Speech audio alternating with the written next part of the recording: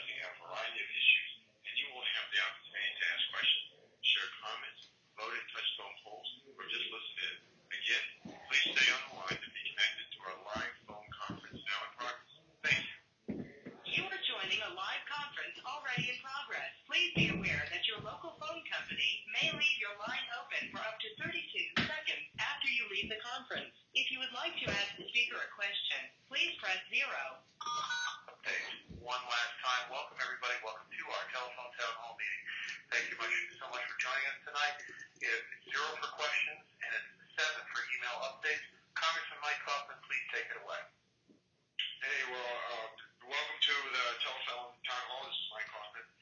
Thank you so much for joining me tonight. Starting my new position, chairman of the Armed Services Subcommittee on Personnel, where we're focused on mental health issues.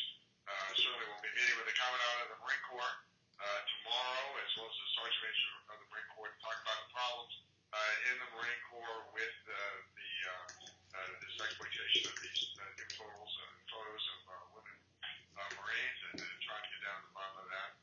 And then focus on mental health for our veterans on the Justice Committee as well as on the Veterans Committee. Been listening to concerns about healthcare, meeting with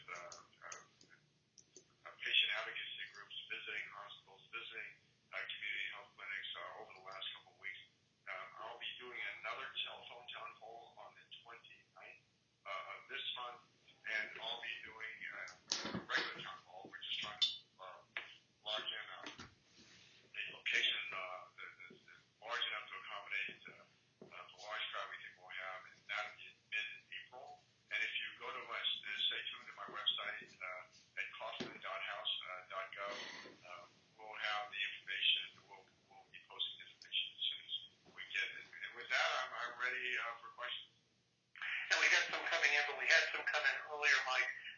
Bill from Aurora asked, Congressman, I saw that you put out a bill to help veterans with mental health problems who are discharged with bad papers. I was discharged in that way, and I was wondering, will this help me? Who should I contact to get more information? Thank you. Well, certainly you can go ahead and contact my office, 720-748-7514, to get information. But the fact is, we've just introduced this legislation. I think it stands a great chance of passage, strong bipartisan support.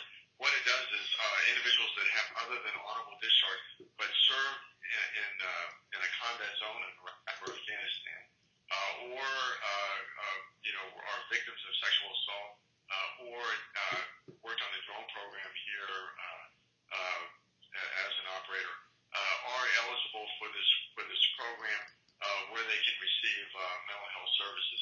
Now the VA is initiating a program on its own. I think that it may be a little bit broader, but my program would be mandatory for the VA. It wouldn't be by choice, but it would be focused on combat veterans. Thank you, Congressman. I want to remind latecomers who just came on this call, if you do have you want to provide us your email address, rather, please press 7 on the keypad on your phone, 7 so you can get email updates from this office, 7 for email updates. We have operators standing by. Next, we're going to take Steve. Steve, welcome to our telephone town hall meeting. Steve, where are you from, and what's your question, please? How you doing, Congressman Coffman? I live over in the southeast Aurora, over by Southwest. I'm a retired military combat veteran. I served 5 deployments in Iraq and Afghanistan, and I just want to tell you that I appreciate everything you do for the veterans out there, especially the young kids coming back from combat zones. I know you've served on numerous deployments too, and I appreciate your service for that too. But my question is about the VA hospital. I'm co-back there at the new hospital, and the cost overruns. I know you've been pursuing this.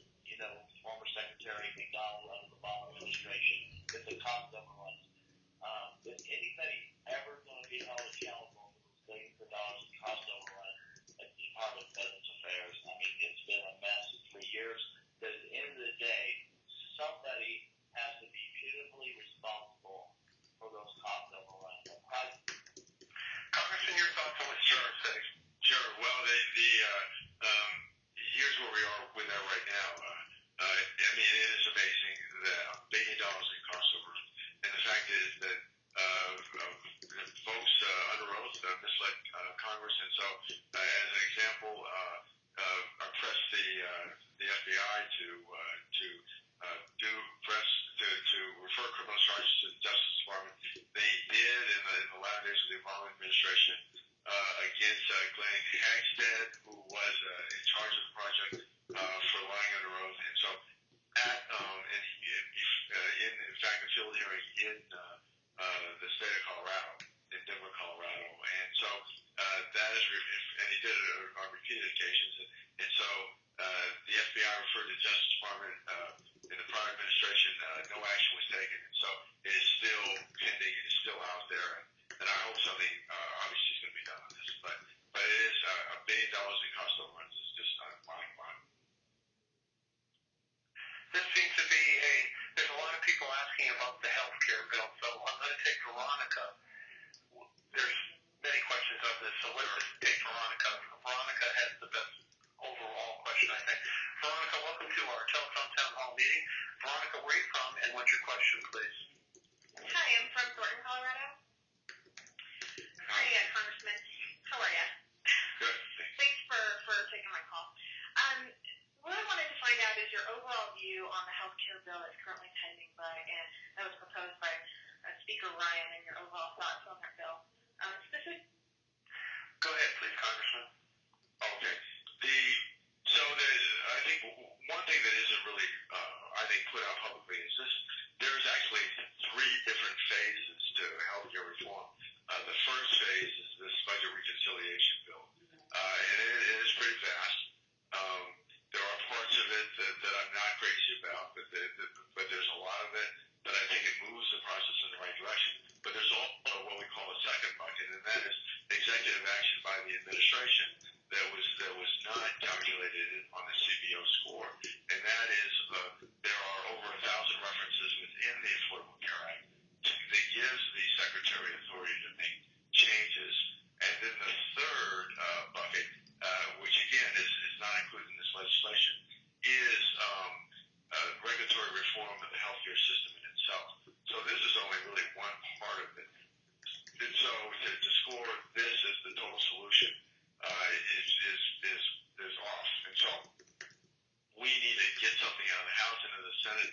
The Senate will probably make substantial changes, but we'll negotiate back and forth until we get this part of it done. But remember, this is 1 out of 3 parts. I think the big thing is to fix the individual insurance marketplace. We're looking at 25% increases in rates this year alone, and 20% in Colorado. A lot of insurers are leaving, where we have a third of counties in the United States that are down to 1 carrier. I mean, that's just not competitive. And so we need to fix that part of it. That's probably the biggest part that needs to be fixed. I think we do a lot better job with Medicaid in terms of giving the states a lot more flexibility in designing programs that work for the states. And I think that will lead to cost savings in the long run with better outcomes. Thank you, Congressman Mike Coffman. Let's take another question that's related to this, if we can. It's from David. David, welcome to our telephone town hall meeting. David, where are you from, and what's your question, please? Hi, I'm from Englewood, and my question is for Representative Coffman. First of all, thank you for taking my call, although I'd rather see you face-to-face and answer my question at a proper town hall meeting. It's past time for the people of the U.S. to know where the Trump business organization ends and the Trump presidential administration begins. Why have you repeatedly resisted attempts to investigate Trump's possible ties to Russia? Oh, okay. Well, I certainly haven't. Those investigations are ongoing right now in the respective intelligence communities for the House and Senate. I think when you're talking about the means and sources in terms of intelligence gathering, that's where that occurs. And so, again, those investigations are ongoing, and we'll have to see where they go. Thank you, sir. And David might not have been on earlier, but I think you have an upcoming physical town hall meeting coming up sometime in April. I don't know if you want to announce the time and the date, but I know it's coming up. Am I right on that? We're trying to lock on the largest place we can find, and so we haven't done that yet. We've got a place right now of 600, but we want to get a larger place, and so I can't give a specific date other than just say mid-April. Thank you, sir. Let's go to a question that came in. This is Alex from Aurora. Representative Coffman, I'm 23 and I go to the University of Colorado. Do you think students should be allowed to stay in their parents' insurance until, in his case, he graduates? How am I supposed to pay for health care otherwise?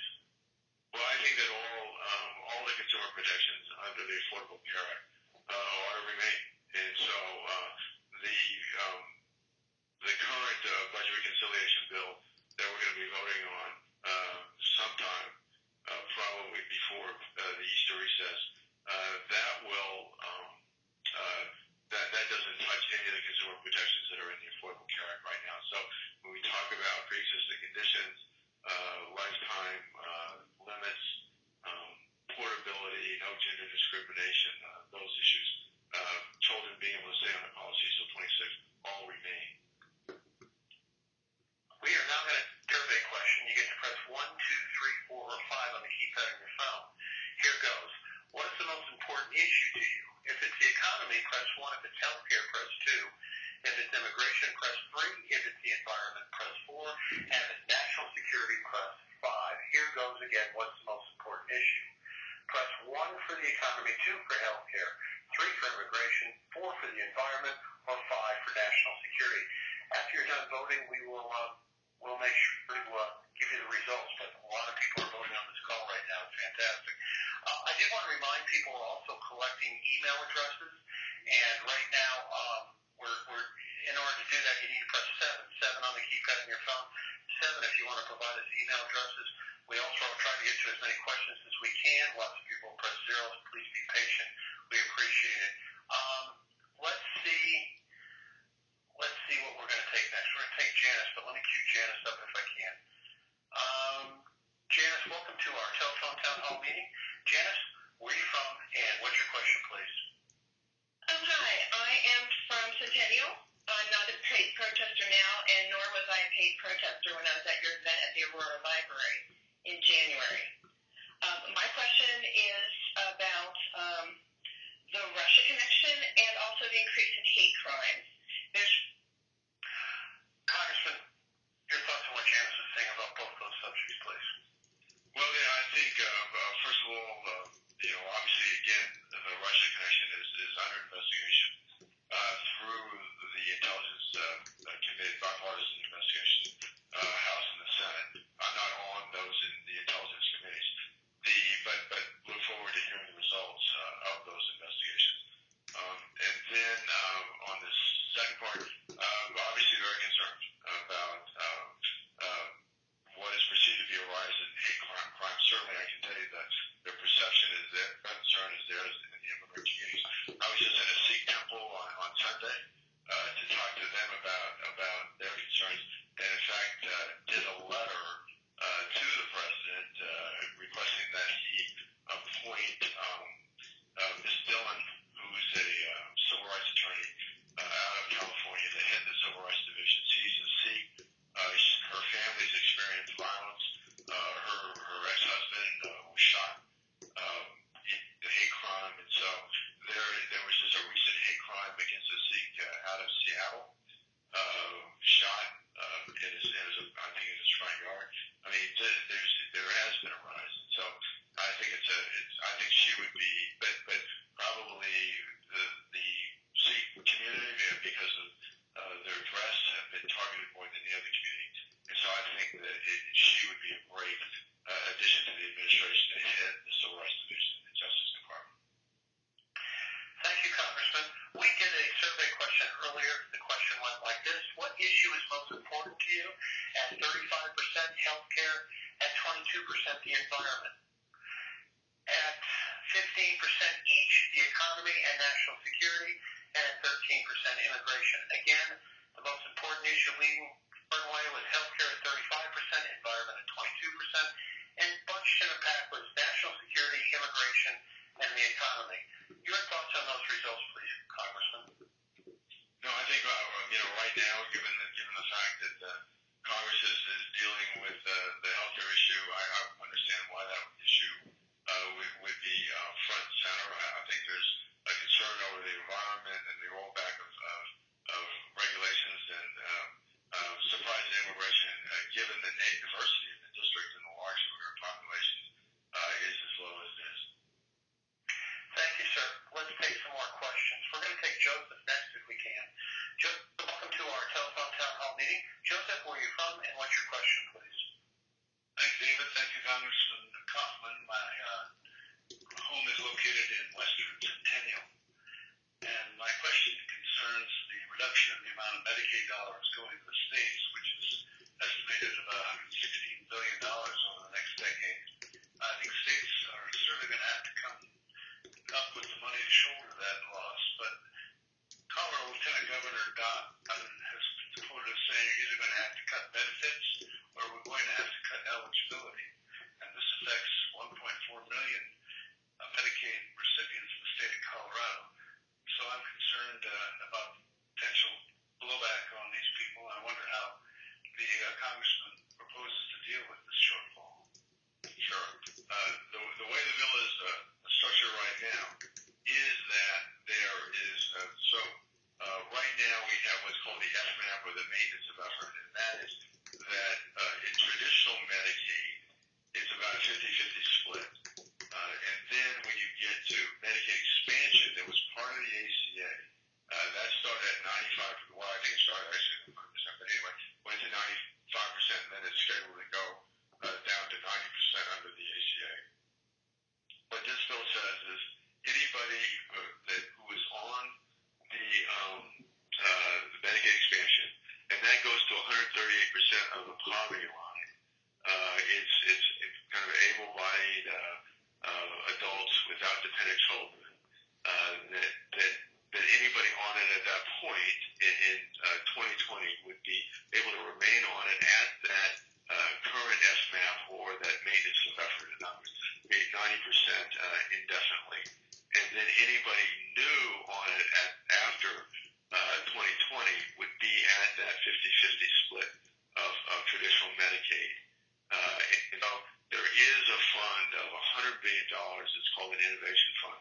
And the state can use it as it wants to. It can use it to do a reinsurance pool. It can use it's 100. When I speak of over $100 million, that's for the nation. So it's divided among states. That a state can use it to bridge that gap to make the difference on the Medicaid, or they can use it for a reinsurance pool or a high-risk insurance pool to make insurance as a whole more affordable. So, but that's a state decision on that, and states will have a lot of flexibility. Right now, states probably only have about a 5% of policy when it comes to Medicaid in terms of decision making. This will truly give it to the states in terms of their ability to make decisions as to better plan design, maybe probably you move away from the fee-for-service system, more managed care decisions that they don't have today without going through a very complicated waiver process. And so what we're seeking over the long run is better outcomes and a cost savings. That certainly is not going to occur in the short run. Thank you, Congressman. Let's do our second survey question if we can tonight. How would you rate Colorado's economy? Would you rate it good? Press 1. Improving could be better. Press 2. Not good. Press 3. Not good. Getting worse. Press 4. Here goes. How would you rate our economy? Colorado's economy. Press 1 for good. 2 for improving, could be better. 3 for not good. Or 4 not good and getting worse. We'll give you results quite soon. Let's take Christine next. Christine, welcome to our telephone town hall meeting. Christine, where are you from? And what's your question, please? I'm from Brighton, and my question involves the ACA, being that AARP basically has told people of my generation who are in their 50s, who have done everything we're supposed to do, save for retirement, all of a sudden that our health care could cost anywhere between $5,000 and $8,900 per year, which is definitely an expense we did not expect. And I'd like to ask Congressman Coffman, if your family is willing to go on Trump Care, the way Trump Care is written, that you said you would vote for. Is your family willing to go on to Trump Care before you put on my family? Sure. Well, thank you so much for the question. So when the Affordable Care Act was implemented, what I did was I dropped out of the federal plan, and that was available to all federal employees to include members of Congress, and voluntarily went on the Affordable Care Act on the Colorado Insurance Exchange, Connect for Health, to buy I bought a bronze plan that at that time was $600 a month, which was equal to the premium cost of my federal plan. The difference is in my federal plan, the deductible was $300. In the Affordable Care Act, the deductible was $4,500. But then between $4,500 and $6,200, I was responsible for 40%. So that was a pretty significant change. Now, for me, that's no big deal. Member of Congress at my salary, but for the average working family, that's pretty tough. I just think we can do better. I really believe that we can do better. I met with AARP. I did some of their positions, but there's just way too much adverse selection right now in the individual market on the insurance exchange. Again, a third of counties are down to one carrier. Rates are going up fairly significantly across the country. No end in sight, and more carriers are pulling out. So it is just not working. We've got to fix it. I believe this legislation certainly moves in the right direction. But again, this is not it. There's three buckets, three phases to this process, and so and again, we're going to evolve down to states to give them more authority. Before the Affordable Care Act, we had a lot of consumer protections in the small group market. Unfortunately, not the individual market in the state of Colorado, and that's what we regulate as the state. Larger groups under ERISA, federally exempt, but we also had our high-risk insurance pool where we had a tax on every insurance product sold in the state of Colorado, whether it's health, life, auto, property, casualty, everything. And so that went into a pool to help bring down the cost of individuals' pre-existing conditions, regardless of their other income. And so one of the problems I had as state treasurer is one of the largest carriers in the state of Colorado, Pinnacle, which has almost all the workers' comp market in the state of Colorado, evaded paying the tax because they said that they were a public entity. Well, of course, when it came to executive compensation, they argued that they were like being a private entity. But so we were able, when I was state treasurer, to get the premium down 140% of the average premium. I think the goal ought to be to get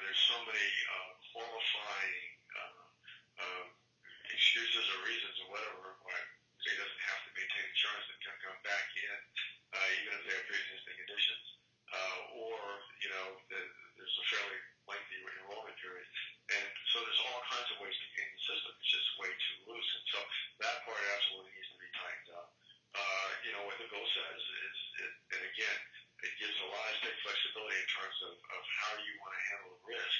If you want to do reinsurance pools, if you want to do high-risk pools, and you can do them in the manner within a pool, but by doing that, you can lower the costs for everybody else. But I think it's going to have to be, there's going to have to be an element of individual responsibility here where, if you don't maintain insurance, and there are some qualifying circumstances, much less than currently in the Affordable Care Act, then you're going to have that you can come in and get your pre-existing conditions covered, but you will have to pay a surcharge on that policy, and that surcharge will go on for a year. Let's take another question if we can. Let it be Lisa. Lisa, welcome to our telephone town hall meeting. Lisa, where are you from, and what's your question, please? Jonathan popped in. Jonathan, go ahead with your question. The board moved on me. Go ahead with your question if you want, and you're from Aurora. Well, first of all, I certainly appreciate the opportunity to speak and phone call out of the blue was a pleasant surprise. Listening to Mr. Coffman speak, Congressman Coffman, he referred to healthcare as a product, and that's part of the problem. It's not a product, it's a service. People don't buy it because it's fun. They buy it because they'll need it. But that's kind of beside the point. My point and or question would be that one of the most disturbing elements of the Trump administration's behaviors has been to appoint cabinet nominees who are manifestly unqualified, who have no experience and are adversarial to their position. Your thoughts on what Jonathan was saying, Mike? Well, I think I'm not in the Senate, and the Senate does a confirmation of its members. But in my capacity as a member of the House, I work with two cabinet members directly. So I work with Dr. Shulkin he's the new Secretary of the Department of Veterans Affairs. I admit that I wasn't happy about his appointment. He was, with the prior administration I think he was a deputy secretary in charge of health, and I felt that it ought to be somebody new and not somebody that was a holdover. But quite frankly, I think he's doing a good job. And so we'll say it's early to really evaluate that. But I, obviously very concerned about our nation's inability to meet its obligations to the men and women who have served this country. And so we'll have to see how that goes. But I'll work with him certainly as best I can. General Mattis is the new Secretary of Defense. I think he's unbelievably incredible. I like the fact that, quite frankly, he's willing to stand up to the president when he disagrees with the president and make those views known. I had a meeting with him a week ago. There were about 20 members of Congress, closed door, 90 minutes, half Republican, half Democrat. And I think we all thought that, just very impressed. I think he's got a very different view. I thought Secretary Gates was a smart guy. The Secretary Gates really understood defense, but not really the integration of defense and foreign policy. And I think that General Mattis understands the integration of defense and foreign policy and the value of soft power. And so I really look forward to working with him. Thank you so much, Congressman. Let's take another question. At this time, it is indeed from Lisa. Lisa, welcome to our telephone town hall meeting. Lisa, where are you from, and what's your question, please? I'm from Denver, and I want to thank you for taking my question tonight. We were talking about Medicaid, and I know that Speaker Ryan has today just pulled his step back from his plan. I want to know who's going to have input on this, because I know we're talking about things like privatizing Medicaid and stuff like that, which I don't think is a good idea. I also know they're talking about health savings accounts, which I don't know how you make, I hate to bring up Bernie Sanders, but he said just because you have access to $1 million house doesn't mean you can afford $1 million house. I don't know how you get people to put money into a health savings account and make it affordable for them to do stuff like that. I'm wondering if these are things that are going to have to be part problems that are going to be taken off of this bill. And Congressman Coffman, your thoughts on what Lisa was saying? Oh, sure. So I'm not a big fan of health savings accounts. I think a lot of people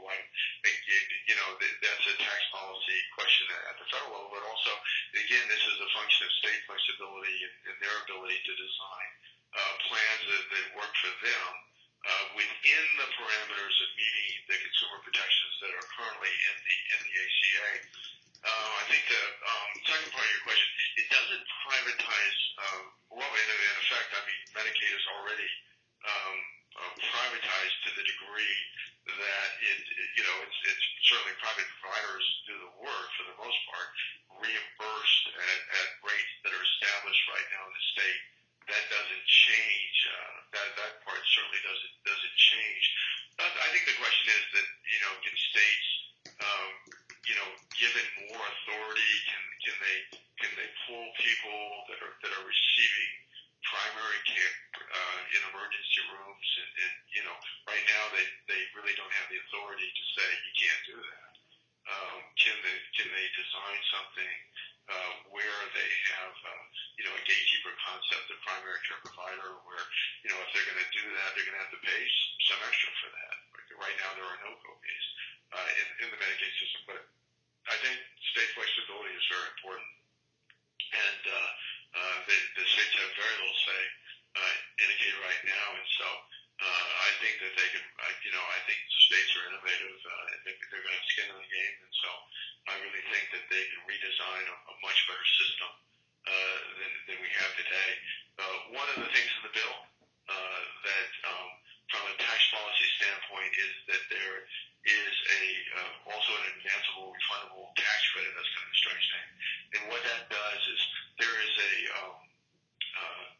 subsidies, but these subsidies are provided in the form of tax credits, I think starting at $75,000 and moving down. And as it moves down, the tax credits go up until you get down to the working poor, and it's this advanceable refundable tax credit, which is essentially a way to pay for.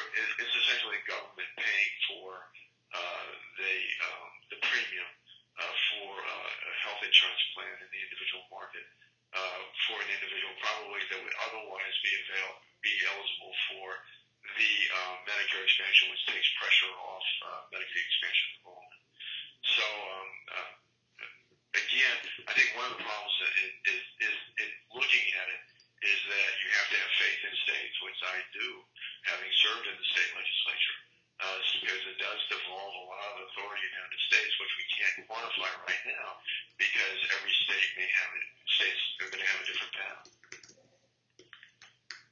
Let's take another, if we can. Let's take Barbara. Oh, by the way, we have people standing by. If you want to provide us your email address, please press 7 on the keypad on your phone, 7. If you want to provide us your email address, that particular queue is clear, and so do press 7 if you want to get on the email and provide us your email address. Barbara, welcome to our telephone town hall meeting. Barbara, where are you from, and what's your question, please? Hi, I'm calling from West Range, Colorado, and I would like to ask Representative Coffman. I understand he has a military background, was born at Fort Leonard Wood. I was married to a career military officer, so I have a strong support for the military as well, and I know he is on that committee. However, I am quite concerned about the proposed budget the President is bringing up, which will cut significantly into all those things that will help to keep our young men and our young women in the military alive and prevent them from having to fight foreign wars. At this point, we are cutting intelligence, we're cutting diplomacy, we're cutting foreign aid based on proposals that are there. Where do you stand on this, and what can we do to help prevent these things from happening so that our young men and women don't end up like the guys are now that have come back from the Middle East and even those from Vietnam who are in limbo? Thank you, sir, for your answer. Well, thank you for the question. So a couple of things. First of all, and I think this is the president's budget. It is an aspirational budget. There's no requirement for the Congress of the United States to vote on that particular budget. We will go through our own process in forming our budget. I think some of the things that in terms of if we look at the directional shift of the president's budget, he does put a lot of money into defense, a lot of additional money into defense. I do think we need to put more money in defense. However, I also believe that we're not challenging ourselves enough in terms of cutting what I consider the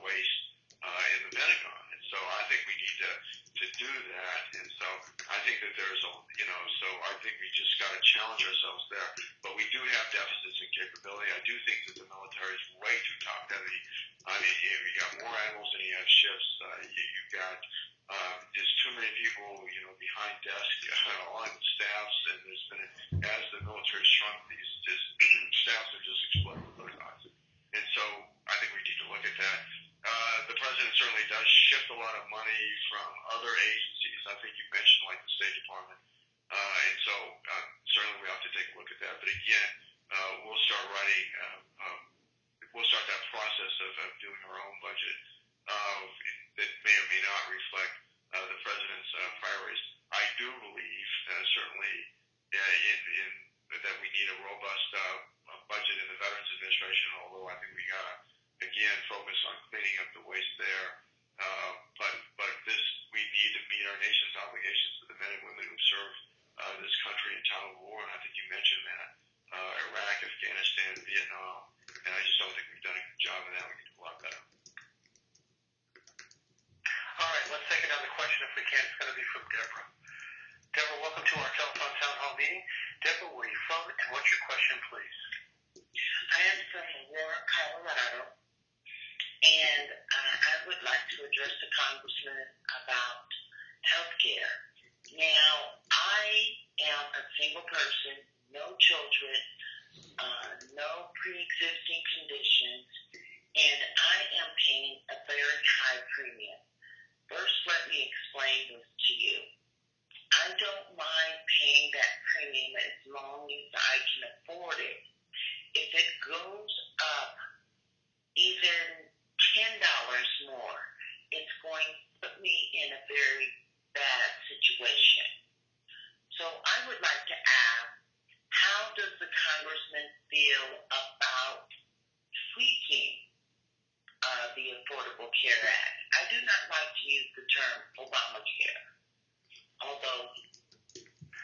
Congressman, your thoughts on what Deborah was saying, please. Sure. Well, the reality is we are, in fact,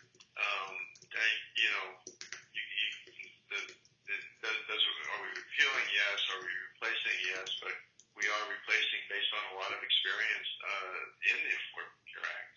And the fact is that we are leaving the consumer protections of the Affordable Care Act in place. But and I can tell you among conservative Republicans on my side, the subsidies in terms of providing tax credits and then for what we would call the working poor, essentially paying for their policies through this refundable tax credit is controversial because they see it as the start of a new empowerment. But I think it's important to do that. I think it's only fair. And let me just say also, I strongly support these what we call federally qualified community healthcare clinics. I might be getting the name wrong, but anyway, MCPN in Aurora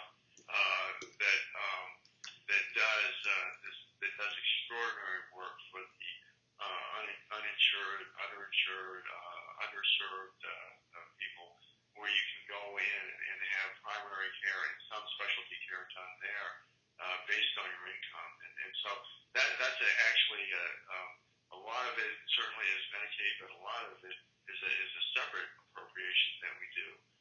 HRSA is the acronym. I don't remember exactly what that means, but I know it's coming up on the 30th of September for reauthorization. And I'm such a fan of that as a safety net that I'm going to do everything I can to plus up the appropriation for that, because it does so much for my hometown in Aurora as well as the state of Colorado and all across this country.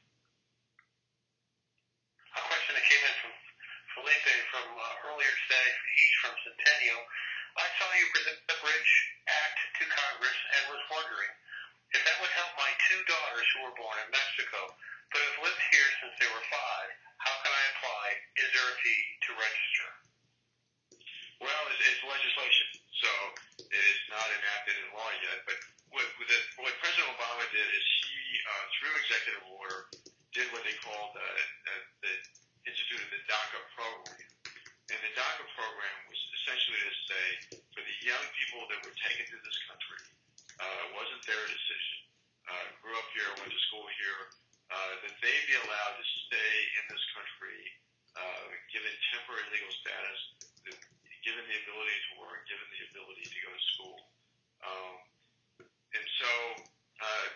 overturned by the signature of President Trump at any moment.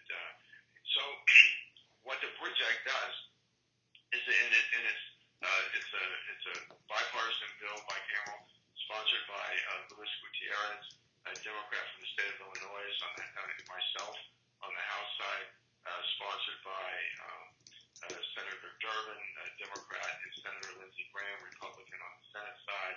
And the purpose of that legislation is to put the DACA program into law, into permanent law, extend it out for 3 years to give the Congress of the United States and the President time to figure out what the solution is. I really believe in immigration reform. I have a conservative vision of where I think it ought to go. I think we need a merit-based system. I think we certainly need to secure our borders, zero tolerance for illegal immigration. But the reality is we haven't had that for a long time, and we've had a lot of people in this country that have not violated laws other than immigration laws, and ought to be able to give them a limited time to come out of the shadows before we go to a much tougher system. Put them through a background check, pay a fine, give them a legal status, allow them to work here, and without fear of deportation. And for the young people who were taken here that I mentioned in the Bridge Act, we ought to let them, the permanent solution ought to be that they can have a path to permanent residency based on their work history, based on military service, and based on education. Thank you so much, Congressman. I want to get the last survey question in tonight if we can. Do you believe the healthcare industry needs greater price transparency? Press 1 for yes and 2 for no. Do you believe the healthcare industry needs greater price transparency? 1 is yes, 2 is no. And thank you for voting. Let's take Henry next if we can. Henry, welcome to our telephone town hall meeting. Henry, where are you from? And what's your question, please? Hi, actually, my name is Henny, and I'm from Greenwood Village. Thank you very much for taking time to listen to my question. After Colorado's legalized and commercialized recreational marijuana in 2012, we have seen an incredible release of new products that have been sold, that are now sold in our marketplace every day, including highly potent concentrates, those oils that are included in edible food products, as well as concentrates that can go into dab rigs. And our kids think that they are all safe and benign because marijuana is also sold as medicine. I'm curious if the congressman believes that the federal government should take a hard look at limiting, not necessarily outlawing or restricting the sale of marijuana, but perhaps looking at taking some of the products off the market that are dangerous. That's a good question, and I can tell you it's a hard question because I'm very opposed to the legalization of marijuana. I was even opposed to medical marijuana, but the people of Colorado voted for it. They put it in the state's constitution. So, I think that it's interstate commerce. It's not something that's exported outside of the state of Colorado, where it falls under interstate commerce, which is federal jurisdiction. So, I'm hoping that, and I think the state legislature has made some positive moves on edibles and trying to regulate those. I think they're very dangerous. We've had people that have lost their lives as a result of those, people that have wound up in emergency rooms, very concerned about the children of our state. But I believe in federalism, and I believe that, that I have to have faith in our state government in Colorado. And so my job in the Congress relative to Colorado is to see that, I know this is not what you want to hear, but that federal laws comport with state laws. What I don't want to do is have other states take the path that Colorado took. And so, but I just advocate for Colorado, and one of the problems that we have is that I think it actually makes the situation worse, is that federal financial regulations currently don't allow those businesses that are involved in marijuana to have a banking relationship because of federal regulations. So they're an all-cash business, and I think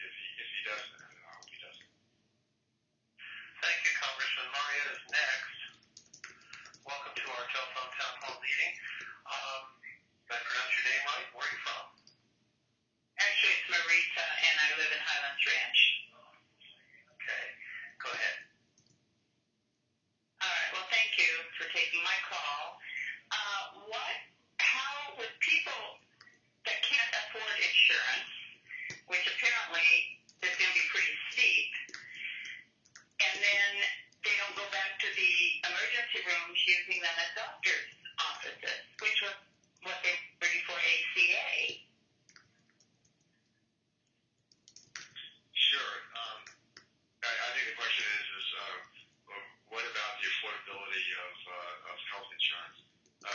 So keep in mind, I mean, you still have access to Medicaid expansion, albeit over time it will be states are going to have more skin in the game as new enrollees after 2020 revert back to the maintenance effort requirement on traditional Medicaid. But then I think that if you look at the CBO estimates, the increase goes down over time, and I think that states can make decisions, like if they go forward with a segment their risk out a little bit in terms of reinsurance or a high-risk insurance pool to make insurance much cheaper for everybody else. I think there's a lot of things that can be done. Right now, the system's imploding. The individual insurance market on the health insurance exchange is falling apart. I mean, the 25% increase in 1 year nationally, 20% in Colorado. Insurers aren't coming in, they're leaving. And so we're left with an imploding system that's falling down on its own weight. And so it's got to be fixed, and that's a big part of this legislation that's going to be before us is how to fix it. The results of survey number 3, do you believe healthcare industry needs greater price transparency? 97% said yes. Mike Coffman, your thoughts on those results, please. Well, I think transparency, and that's one good thing that, quite frankly, the insurance exchange does, and that's one thing, that's an option that states can have to keep or redesign their health insurance exchange that allows consumers to go on there and to comparison shop. And so I think it has a positive function. But I think we also need price transparency in terms of cost, not just insurance, which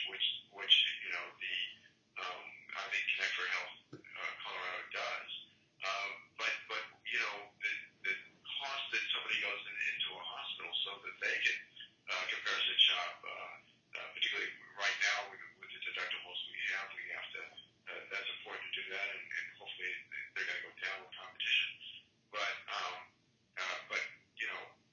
it's amazing how much cost shifting goes on in, say, a hospital, and so there needs to be transparency, I think, where the consumer can question and can compare those costs. Let's take Christine next if we can. Christine, welcome to our telephone town hall meeting with Congressman Coffman. Christine, where are you from, and what's your question, please? Hi, Congressman. I'm from Arvada, and thank you for taking my question. I heard you talk about once the new health care bill goes to committee that you're going to be working on seeking all the protections that are currently in the ACA. I haven't heard you mention mental health. When the ACA went into effect in conjunction with mental health parity, health insurance companies, if they offered physical health insurance, they were obligated to offer mental health insurance through the ACA. If we don't have that mandate for insurance companies to offer mental health insurance, there's no purpose for parity. Doesn't really matter. I ask this because I have a very seriously ill adolescent child, and before 2014, we used up our entire savings, almost her whole college fund, trying to get her care. It wasn't until after 2014, between the mandate to cover mental health and then mental health parity, that we were finally able to get her care. And she's doing well, but she still needs some outpatient care. And so you can see that I'm very concerned about that. I would like to know what your position is and if there is a plan to include mental health coverage with physical health coverage. After all, the brain is part of the body. Sure. Thanks so much for your question. There is no change in this regard because we're not touching any of what we call the consumer protections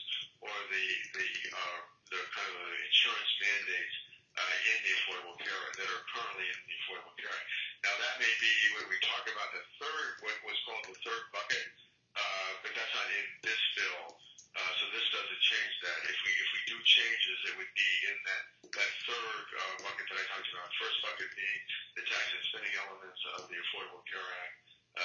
Second being what the administration can do through executive action, given all of the references to the Secretary of the Department of Health and Human Services that are in the Affordable Care Act in terms of the ability to make minor changes. And then the third is the regulations upon the insurance industry itself.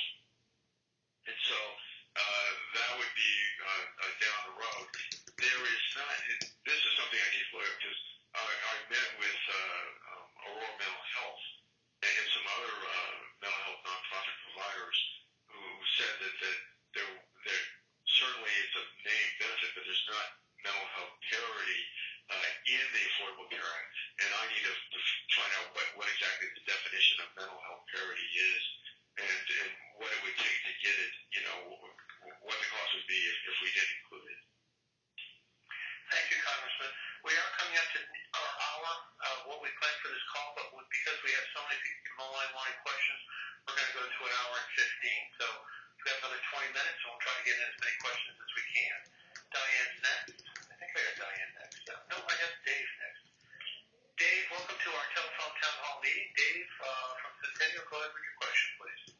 Thank you very much. It's kind of ironic. Congressman Coffman, we were talking about you at work today because I work in the healthcare field. We've met before. I'm a retired Army Master Sergeant like your father. I'm a retired X-ray tech like your father. And I used to be in Swansea Department of Radiology at Fort Leonard with. No, anyway, question we have is there is a veterans insurance called Veterans Choice. We have been for the last 3 days trying to call this number because it's a gatekeeper. We have to get permission from this insurance, and it's back east. It's part of the VA system. I haven't heard of it being on TRICARE. I don't know that much about it. But we have been on for 3 days. We've been trying to get it. We've been on hold for at least an hour and 15 minutes. We're going to have to hang up because how about we get some more phone operators? We got doctors, we got nurses, we got extra people. How about somebody answering the phones so we can get permission to take care of these people off-site, outside the VA? You get Dave's gist, I think. Congressman, what are your thoughts on what Dave was saying? Yeah, well, he's right in that the Choice Act that was passed by the Congress, signed by President Obama in 2014, that allows an individual, a veteran, to go outside of the VA if they can't get an appointment within 3 days or live within 40 miles outside of a VA facility, that they can access a private provider or a provider outside the VA system, and that provider is reimbursed along Medicare rates. It's not working. I think part of the reasons why is the VA didn't want it. They felt that it got imposed upon them. And so we have the reauthorization for that coming up this summer. I want to make it permanent. We're focused on making it work. I think Dr. Shulkin, the new Secretary of the VA, just appointed by President Trump, albeit a holdover of the Obama administration, he's dedicated to making it work. So we just got to get it. But also, feel free to call my office at 720-748-7514. You're at a level where it's a constituent issue. I mean, in terms of as something that we'll try and help you resolve, but be happy to help on that. Let's take Lori next if we can. Lori, welcome to our telephone town hall meeting. Lori, where are you from, and what's your question, please? My name is Lori, and I'm from Centennial. Thank you, Mr. Coffman, for everything you do for our veterans. I appreciate that. My dad is a veteran. My question is really about the environment. We haven't really covered that. And I am worried about the national parks and all of the open space and state lands being opened up for fracking. Where do you stand on that?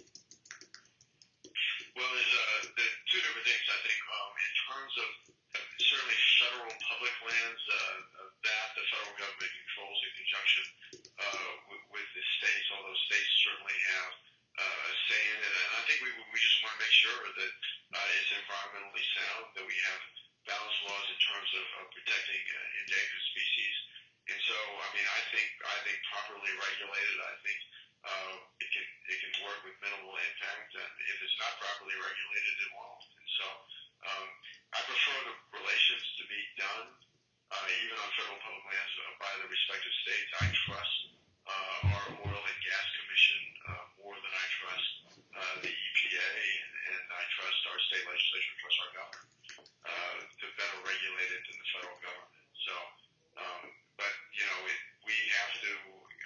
I mean, one thing I've always wanted to promote, although it's more, this is more of when I was in state government versus federal government, is that is the outdoor recreation industry, because it is extraordinary, because it's economic development plus it requires you to maintain your environment, and the combination of the two is so positive for our state, for the image of our state as well. Let's take Wayne next if we can. Wayne, welcome to our telephone town hall meeting. Wayne, where are you from, and what's your question, please? I'm from Centennial, Colorado, and Congressman, I've been listening a lot to MSNBC on the cost of this new healthcare system, and I can't see how anybody, unless they're in the first $2,000 allotment that's going to be issued, is going to be able to afford any kind of decent health care. What do you have to say to that? Well, I think again, I think what everybody's focused on is this bill as being the only thing, the only tool there. And again, it's one out of three, and so and also I think it's hard to be able to quantify what states are going to do, because each state is going to have a different solution that it's going to take in terms of resolving the challenges that are before us. And so again, that first bucket is that the tax and spending elements. That second bucket is what the administration can do through executive action, through smoothing, through stabilizing the system. And then the third, of course, is whether we make changes to the regulations or the mandates on the insurance industry. So I think it's hard to. I mean, the system, in terms of the individual insurance market on the insurance exchange, is falling apart right now. And so that it has to be fixed. It has to be dramatically changed. We don't have a choice there, or we can just wait and let it completely implode. The other part, that wouldn't be fair, and I think the other part is reforming the Medicaid system so that we have over time, so that we certainly have better outcomes and over time can save money through the system. Let's take Sarah next. Sarah, welcome to our telephone town hall meeting. Sarah, where are you from, and what's your question, please? Yes, I'm from Western Centennial, and I had a twofold question, but I'll just go to the last one in lieu of the time available here. I would like, well, thank you for taking my question, Congressman Coffman. I am curious about your thoughts on sanctuary cities and sanctuary states almost, and your thoughts on the possibly withholding federal funding from sanctuary cities, since that seems to be quite an issue in our state, but also within our district. Thank you. Sure. The question on sanctuary cities, first of all, I think, so two things. Number one, all echelons of law enforcement have what's called prosecutorial discretion, and that is the ability to prioritize crimes, given the fact that they have limited resources in terms of what they're going to do. I get that local jurisdictions don't want to utilize their resources to go after people that haven't violated crimes other than the immigration laws, which is not a criminal penalty, which is not a criminal act in and of itself, but it's still an act.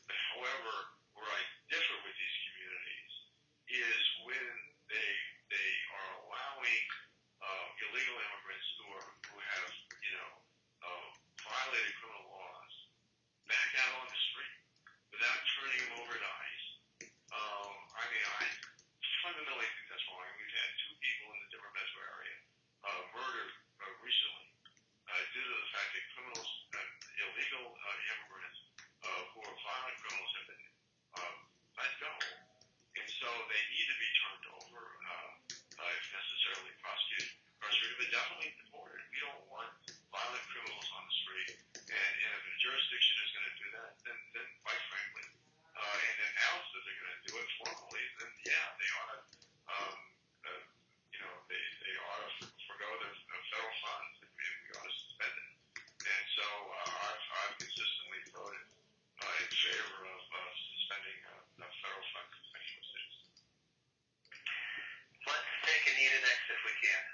welcome to our telephone town hall meeting. Anita, where are you from and what's your question? Yes, hi, I'm from Denver and also from West Cliff. And so a couple of things. One, you did say, Congressman, sorry about my voice, I lost it, but concern about our insurance industry imploding, which my question is, why would that be so bad? They're in it for a profit, and should we actually have our health care be a profit for an insurance company?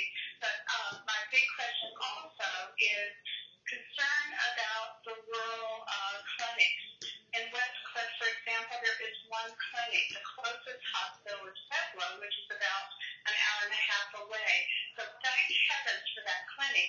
These clinics all around the state, and there are 8 of them, I think, that are in jeopardy, are very, very concerned about how this bill will impact them negatively. The numbers have been crunched. They are going to be hurt by it. So what are you going to do to ensure that these rural communities still have their health clinics there?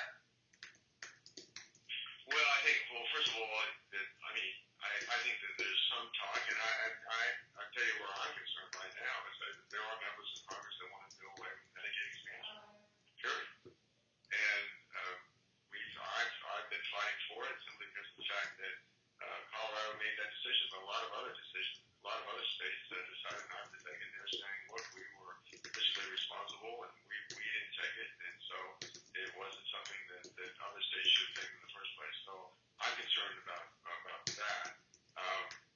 Again, I think that one thing to look at, I understand change is always hard for people to make. I'm not sure why they're having challenges. I don't represent that area, but certainly I'm concerned about that area. And it may be that we need to look at a different model in terms of being a clinic, but also being a federally approved community healthcare clinic where they receive a different stream of funding, like the ones that we have here in this congressional district and in the metropolitan area. Let's take Diane next if we can. Diane, welcome to our telephone town hall meeting. Diane, where are you from and what's your question, please? Hi, I'm from Greenwood Village, Colorado, and I have 2 questions for the Congressman. Thank you so much for taking my call. The first is, and I apologize for my voice, fighting a lung infection again. I have cystic fibrosis. Just so you know, only 5% of people with cystic fibrosis live over 40. And as you may or may not be aware, Colorado has Jewel, the backyard National Jewish being the finest pulmonary hospital in our country. And it was many years ago, actually 27 years ago, that the then Attorney General, Surgeon General, recommended that I come here and they saved my life. My first question would be, have you and other members of Congress representing Colorado reached out to Dr. Michael Salem, the CEO of Colorado, of National Jewish in Colorado, and thought how this will, the HCA repeal and replace bill, will affect our state? And my second question will be, do you think that the president should be required to release the taxes and show whether or not he has any conflict of interest? Thank you. Sure. Okay, on the first question, I've had met with Dr. Salem, but not recently. But what I did do is, I met with the cross-section. I met with University of Colorado Health Systems. I met with Denver Health. I met with community health clinics, the ones that are federally approved. And I met with a number of patient advocacy groups and other disease groups. And so I don't know that usually their funding comes out of NIH, and so National Institutes of Health, and it comes out of CDC. So I don't see them, an institution like that, impacted by this proposal. With that, let's take questions from Gene. Gene, welcome to our telephone town hall meeting. Gene, where are you from and what's your question, please? I'm from North Aurora, and my question is that my husband is 56 years old, a diabetic, was hospitalized 4 times last year. Our out-of-pocket was $35,000. He is on because he's disabled. Now, we end up in the donor every year. So that means that his insulin at 6 vials a month costs $600 a vial. And if you take away the health coverage from disabled people, we're dead on the street. He's homeless. We're homeless. I mean, because we can't stop treating him. Well, thanks so much for your call. The Medicare system is not a party to this, but I would just like to meet with you separately and just go over your specific case. But Medicare isn't a part of this, but I would love to understand more. And so if you would give my office a call and set up a time for us to meet, they will set up a time for us to meet. I appreciate that. Let's take another question if we can. It's Judith. Judith, welcome to our telephone town hall meeting. Judith, where are you from and what's your question, please? I am from South Aurora, and my other questions were kind of covered, so I have a new one. You had said when I had called your office, or your staffer had said, that you voted to allow people to purchase guns who were mentally incapable of taking care of their personal matters. Excuse me. Can you explain why you would do that? And with the new health bill, them taking away money from people who need mental health, and I know you had said that they weren't going to do that, but as I was reading the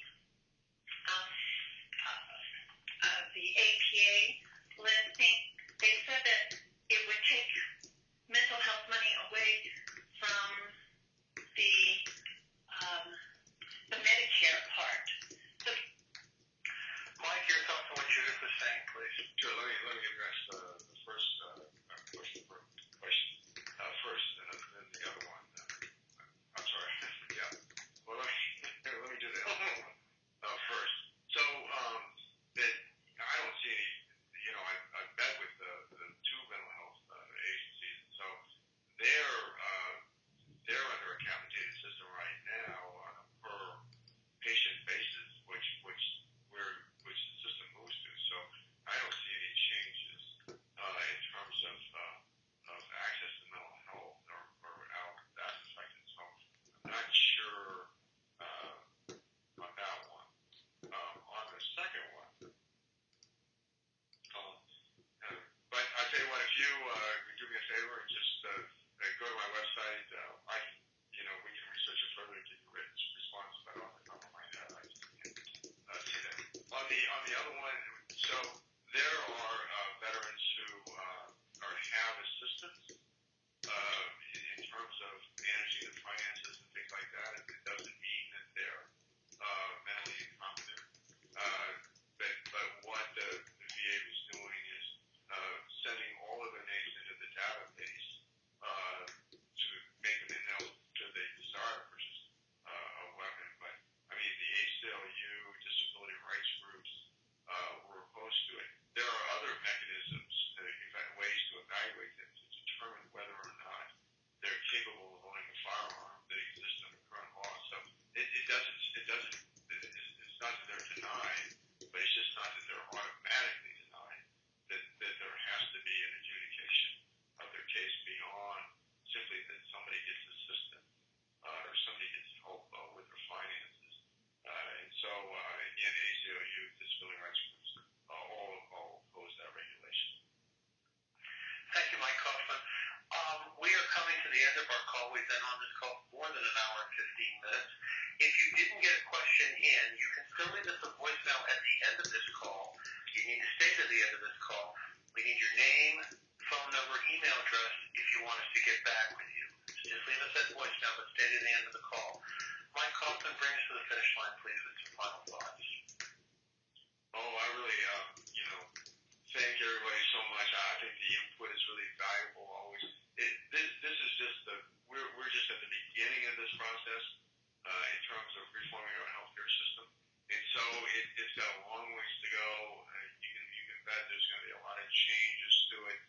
again, I mentioned those three buckets anyway.